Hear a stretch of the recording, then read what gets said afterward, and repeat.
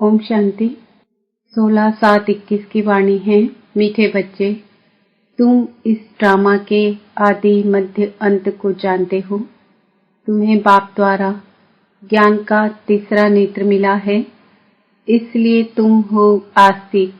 प्रश्न: बाप का कौन सा टाइटल धर्म स्थापकों को नहीं दे सकते हैं? उत्तर: बाबा है सतगुरु। किसी भी धर्म स्थापक को गुरु नहीं कह सकते, क्योंकि गुरु वह जो दुख से छुड़ाए, सुख में ले जाए। धर्म स्थापन करने वालों के पीछे तो उनके धर्म की आत्माएं ऊपर से नीचे आती हैं, वह किसी को ले नहीं जाते। बाप जब आते हैं तो सभी आत्माओं को घर ले जाते हैं, इसलिए वह सभी के सदगुरु हैं। गीत: इस पाप की दुनिया से दूर कहीं ले चल। ओम शांति। मीठे मीठे रूहानी बच्चों ने गीत की लाइन सुनी। यह है पाप की दुनिया। बच्चे जानते भी हैं यह पाप आत्माओं की दुनिया है। कितना बुरा अक्षर है, परंतु मनुष्य यह समझ नहीं सकते कि सचमुच यह पाप आत्माओं की दुनिया है। जरूर कोई पुण्य आत्माओं की दुनिया भी थी, उसको कहा जाता है स्वर्ग। पाप आत्माओं की दुनिया को कहा जाता है नरक। भारत में ही स्वर्ग और नरक की चर्चा बहुत है। मनुष्य मरते हैं तो कहते हैं स्वर्गवासी हुआ, तो इससे सिद्ध होता है नरकवासी थे। पतित दुनिया से पावन दुनिया में गया, परंतु मनुष्यों को कुछ भी पता नहीं है। जो आता है सो बोल देते हैं, यथार्थ अर्थ कुछ भी नहीं समझते हैं। बाप आकर तुम बच्चों को तसल्ली देते हैं कि अब थोड़ा धीरज धरो, तुम पापों के बोझ से बहुत भारी हो पड़े हो। अब तुमको पुण्य आत्मा बनाए ऐसी दुनिया में ले जाते हैं जिसको स्वर्ग कहा जाता है। वहां न कोई पाप होगा, न कोई दुख होगा। बच्चों को धीरज मिला हुआ है। आज यहाँ हैं, कल अपने शांति धाम सुख धाम में जाएंगे। जैसे बीमार मनुष्य थोड़ा ठीक होने पर होता है तो डॉक्टर धीरज देते हैं, जल्दी से तुम बहुत अच्छा हो जाएंगे। अब यह तो है बेहद का धीरज। बेहद का बाप कहते हैं तुम तो बहुत दुखी पतित हो गए हो। अब हम तुम बच्चों को आस्तिक बनाते हैं, फिर रचना का भी परिचय देते हैं। ऋषि आदि तो कहते आए हैं कि हम रचिता और रचना को नहीं जानते हैं। अब उसको कौन जानते हैं, कब और किस द्वारा जान सकते हैं, यह किसको पता नहीं है। ड्रामा के आदि मध्य अंत को कोई जानते ही नहीं। बाप कहते हैं मैं संगम युग पर आकर ड्रामा अनुसार तुम बच्चों को पहले पहले आस्तिक बनाता हूँ, फिर तुमको रचना के आदि मध्य अंत का राज सुनाता हूँ, अर्थात तुम्हारा ज्ञान का तीसरा नेत्र खोलता हूँ। तुमको रोशनी मिल गई है, आंखों की रोशनी चली जाती है तो मनुष्य अंधे हो जाते हैं। इस समय मनुष्यों को ज्ञान का तीसरा नेत्र नहीं है। मनुष्य होकर उस बाप और रचना के आदि मध्य अंत को नहीं जानते, तो उनको बुद्धिहीन कहा जाता है। गीत में भी है, एक है अंधे की औलाद अंधे, दूसरे हैं सज्जे। दिखाते हैं महाभारत लड़ाई लगी थी और एक आदि सनातन देवी देवता धर्म की स्थापना हुई थी। बाप ने आत्माओं को आकर राजयोग सिखाया था, सत्युगी स्वराज्य देने के लिए। आत्माएं कहती है मैं राजा हूँ, मैं बैरिस्टर हूँ। तुम्हारी आत्मा अब जानती है हम विश्व का स्वराज्य पा रहे हैं। विश्व के रचयिता बाप द्वारा। वह किसका रचयिता है? नई दुनिया का। बाप नई सृष्टि रचते हैं, क्रिएटर भी हैं, तो उनमें सारा ज्ञान भी है। सारे वर्ल्ड की हिस्ट्री कोई एक भी नहीं जानते हैं। किसको ज्ञान का तीसरा नेत्र नहीं है, सिवाय बाप के कोई तीसरा नेत्र दे नहीं सकता। वर्ल्ड की हिस्ट्री, ज्योग्राफी, मूल वतन, सूक्ष्म वतन, स्थूल वतन, यह सब तुम जानते हो। मूल वतन है आत्माओं की सृष्टि।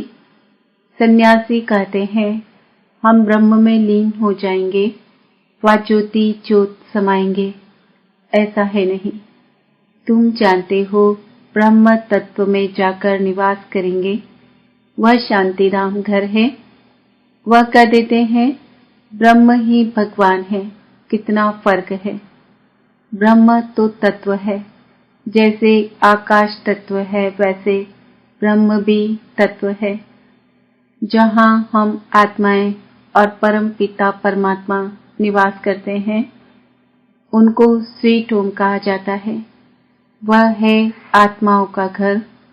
बच्चों को मालूम पड़ा है ब्रह्म महातत्व में कोई आत्माएं लीन नहीं होती है और आत्मा कभी विनाश को प्राप्त नहीं होती। आत्मा अविनाशी है। यह ड्रामा भी बना बनाया अविनाशी है। इस ड्रामा के कितने एक्टर्स हैं। अभी है संगम युग, जबकि सभी एक्टर्स हाजिर हैं। नाटक पूरा होता है तो सब एक्टर्स, क्रिएटर आदि सब आकर हाजिर होते हैं। इस समय यह बेहद का ड्रामा भी पूरा होता है, फिर रिपीट होना है। उन हद के नाटकों में चेंज हो सकती है। ड्रामा पुराना हो जाता है। यह तो बेहद का ड्रामा अनादि अविनाशी है।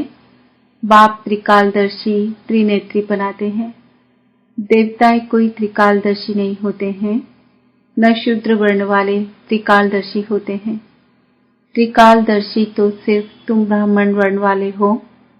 जब तक ब्राह्मण ना बने तब तक तीसरा नेत्र ज्ञान का मिल ना सके। तुम झाड़ के आदि मध्य अंत को, सभी धर्म को भी जानते हो। तुम भी मास्टर नॉलेजफुल हो जाते हो। बाप बच्चों को आप समान बनाएंगे ना। ज्ञान का सागर तो एक ही बाप है, जो सभी आत्माओं का बाप है। सभी बच्चों को आस्तिक बनाए, त्रिकालदर्शी बनाते हैं। अब तुम बच्चों को सबको यह कहना है कि शिव बाबा आया है, उनको याद करो। जो आस्तिक बनते हैं वह बाप को अच्छी रीति प्यार करते हैं। तुम्हारे ऊपर बाप का भी प्यार है। तुमको स्वर्ग का वर्षा देते हैं। गाया हुआ है कि विनाश काले विपरीत बुद्धि विंशन्ति और विनाश काले प्रीत बुद्धि विजयन्ति। गीता में कोई कोई अक्षर सच्चे हैं। श्रीमद् भगवत गीता है सर्वोत्तम शास्त्र, आदि सनातन देवी देवता धर्म का शास्त्र। यह भी समझाया है मुख्य धर्म शास्त्र हैं ही 4, और जो धर्म वाले हैं वह आते ही हैं सिर्फ अपने धर्म की स्थापना करने। राजाई आदि की बात नहीं। उनको गुरु भी नहीं कह सकते। गुरु का तो काम ही है वापस ले जाना। इब्राहिम, बुद्ध, क्राइस्ट आदि तो आते हैं, फिर उनके पिछाड़ी उनकी वंशावली भी आती है। गुरु वह जो दुख से छुड़ाए और सुख में ले जाए। वह तो सिर्फ धर्म स्थापन करने आते हैं। यहाँ तो बहुतों को गुरु कह देते हैं। ब्रह्मा, विष्णु, शंकर को भी गुरु नहीं कह सकते। एक शिव बाबा ही सर्व का सद्गति दाता है। पुकारते भी एक राम को है। शिव बाबा को भी राम कहते हैं। बहुत भाषाएं हैं तो नाम भी बहुत रख दिए हैं। असुल नाम है शिव, उनको सोमनाथ भी कहते हैं। सोमरस पिलाया अर्थात ज्ञान धन दिया, बाकी पानी आदि की तो बात ही नहीं। तुमको सन्मुख, नॉलेजफुल, ब्लिसफुल बना रहे हैं। बाप तो ज्ञान का सागर, तुम बच्चों को ज्ञान की नदियां बनाते हैं। सागर एक होता है, एक सागर से अनेक नदियां निकलती है। अभी तुम हो संगम पर। इस समय यह सारी धरती रावण का स्थान है। सिर्फ एक लंका नहीं थी, सारी धरती पर रावण का राज्य है। राम राज्य में बहुत थोड़े मनुष्य होंगे। यह सिर्फ अभी तुम्हारी बुद्धि में है।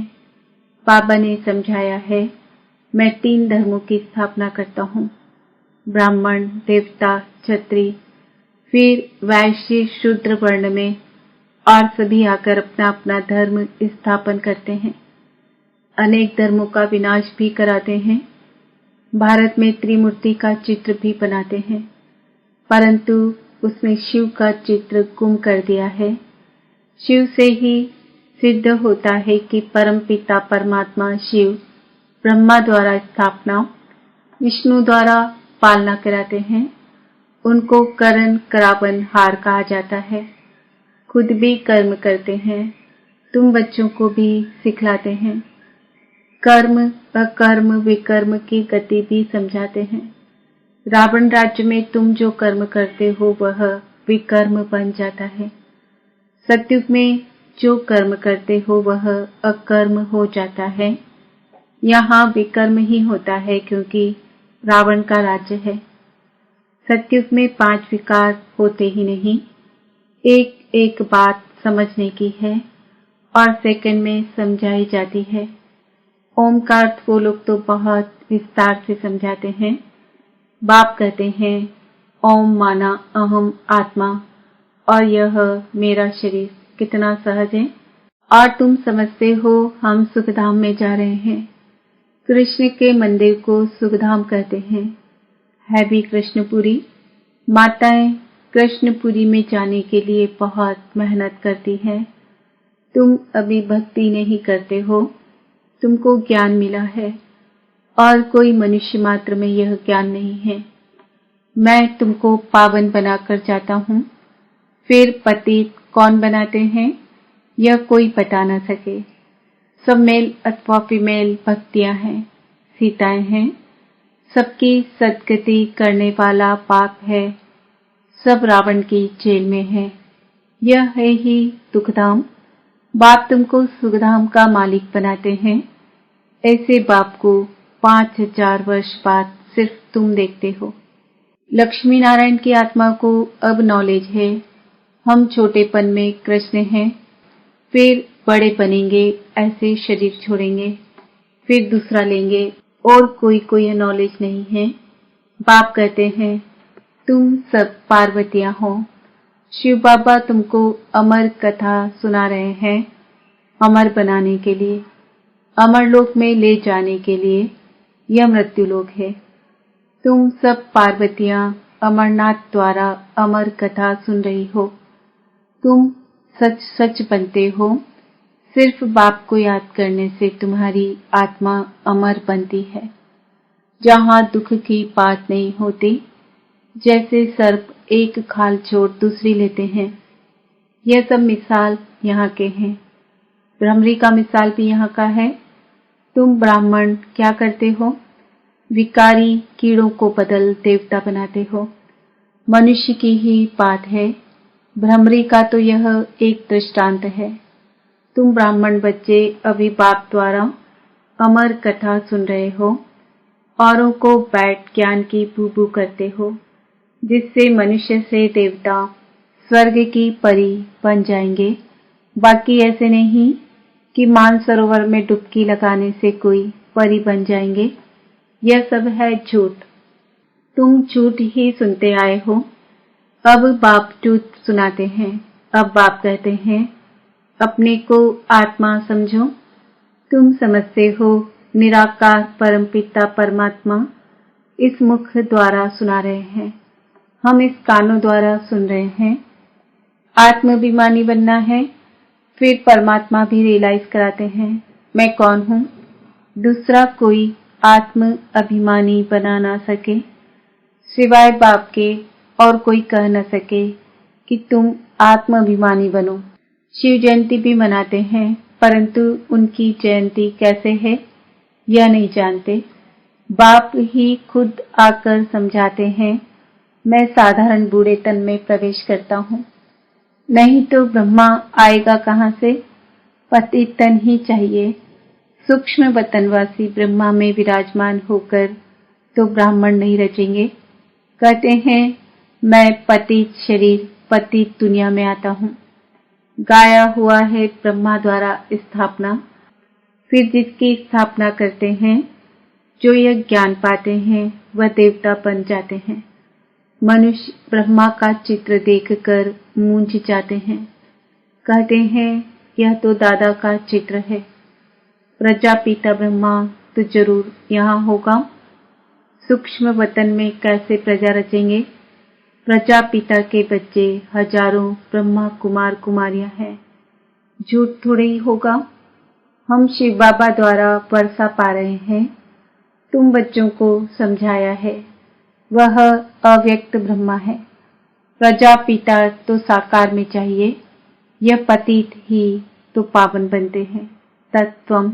अच्छा, मीठे मीठे सिकिलदे बच्चों प्रति मात पिता बाप दादा का याद प्यार और गुड मॉर्निंग।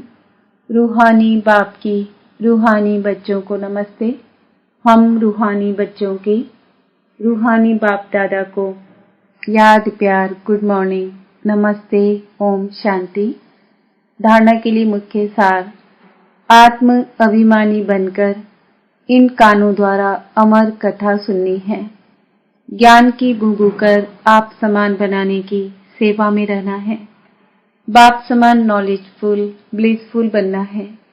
सोमरस पीना और पिलाना है। वरदान। फॉलो फादर और सी फादर के महामंत्र द्वारा एक रस स्थिति बनाने वाले श्रेष्ठ पुरुषार्थी भव।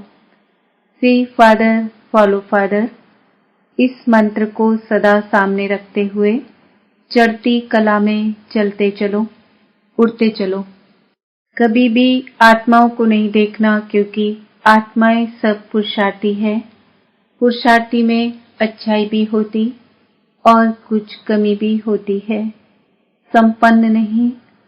इसलिए फॉलो फादर न कि ब्रदर सिस्टर। तो जैसे फादर एक रस हैं, ऐसे फॉलो करने वाले एक रस स्वतः हो जाएंगे। स्लोगन। पर चिंतन के प्रभाव में न आकर शुभ चिंतन करने वाली शुभ चिंतक मणि बनो। आज का सुमान है, मैं आत्मा श्रेष्ठ पुरुषार्थी हूँ। ओम शांति।